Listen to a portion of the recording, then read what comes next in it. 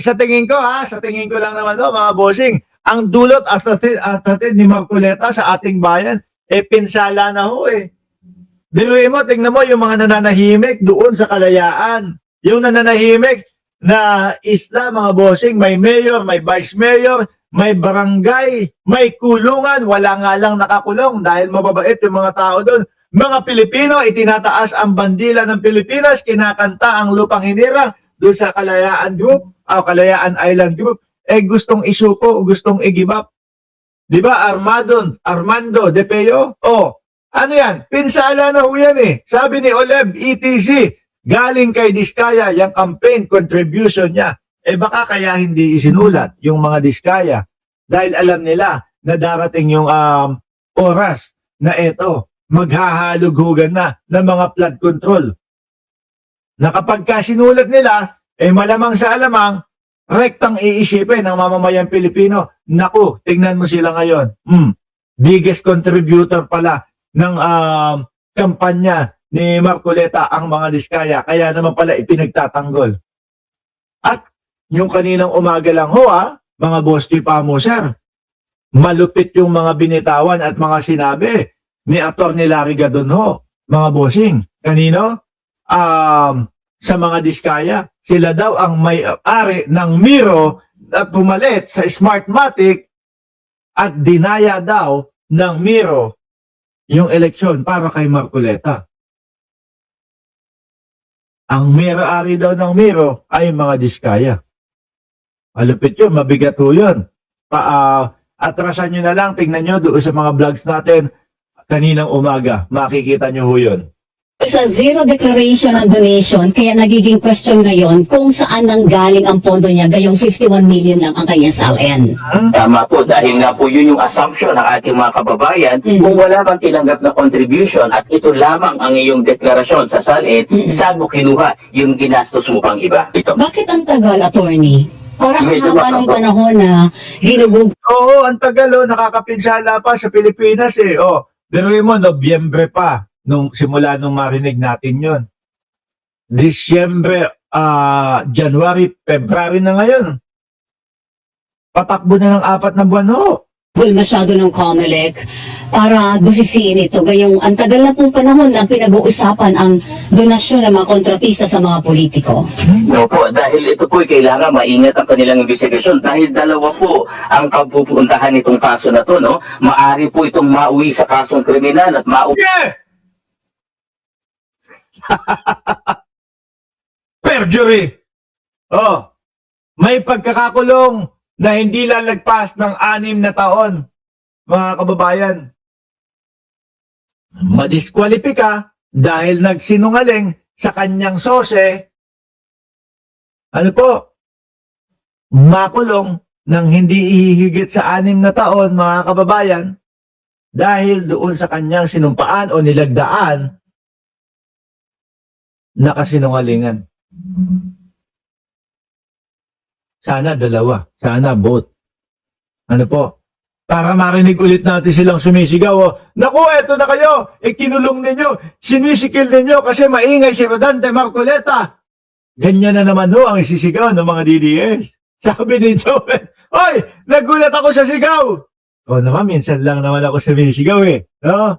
Kapag na-hype lang naman tayo, mga boss, mauwi sa kanilang disqualification. Kaya kailangan po ititindig dun sa korte. Alam niyo naman po ngayon sa korte, pag nag-file ka, dapat merong reasonable certainty of conviction. Dahil itong kaso po ito, hindi lang... Hindi, meron ng pag-amin ni Marcoleta, di ba? Sabi ni Ma'am Trixie Villa, yun din ang tanong ko, bakit ang tagal? Sabi nila, due process daw.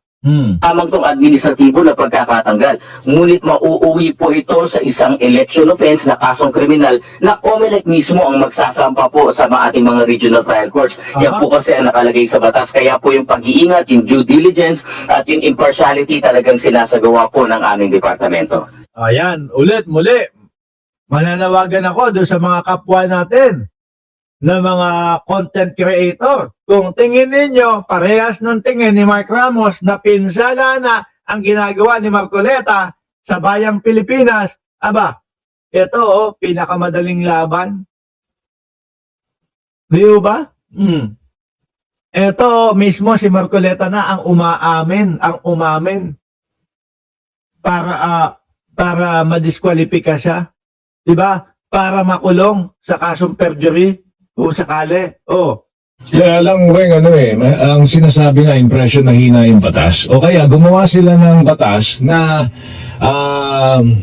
pwede nilang Pagkabawal lusutan. talaga. Hindi, pwede nilang lusutan. Oo. Kasi itong, yung Yung mga kaso, politiko. yung kaso ho ng nitong si dating Senate President Jesus Escudero, tumanggap siya ng campaign contribution. Umamin pareho to ha? Yes. Umamin oo. pareho. Doon sa isang kontratista na ang kumpanya ay may kontrata sa yung kay Jesus Escudero, papaliwanag ko lang ho ng konti, mga kababayan. Nandiyan na si Ma'am Neng Gigi. Late na naman. Ay, nako, laging late to. Tayo po, hindi tayo nalilate, mga kababayan.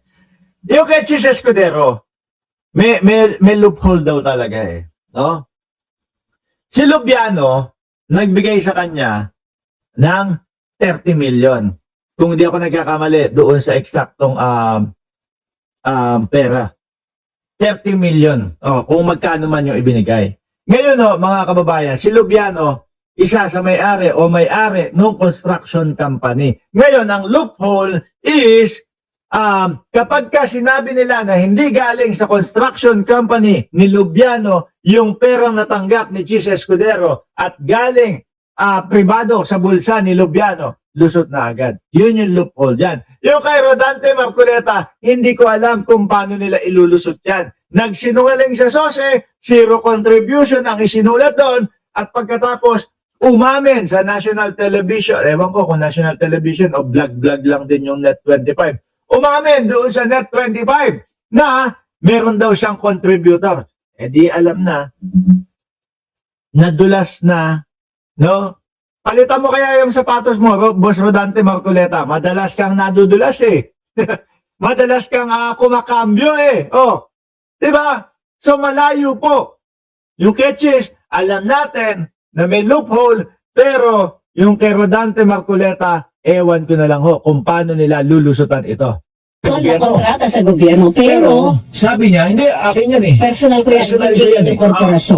so, Kaya lang, paano may hiwalay Kaya yung nga. may-ari ng kumpanya sa mismong korporasyon, Atty. Laudianco? yun ang tanong doon, Atty. Kaya lang, Yun yung loophole nila, no? sasabihin syempre ng COMELEC din ang batas eh. Di ba? Susundin lang namin ang batas. Tama po ba, Atty.? Tama po, kaya nga po kaisa po kami dun sa pagbabalangkas ng bagong Omnibus Election Code. In fact, nung 19th Congress po ay may isinusob na ang COMELEC. Almost 1,000 pages po ito na pagbabago. Kasama po yan, yung mga reforms natin dyan. Kasama ni vote buying, pagbabago at mas matalim na ngipin pagdating po sa declaration ng contributions and expenditure. Ngunit hindi po ito pinalad na maging batas. Ngayon po, sususok po muli namin ito sa 20th Congress. Dahil nakikita po namin, una sa lahat, ang problema sa ating batas dyan.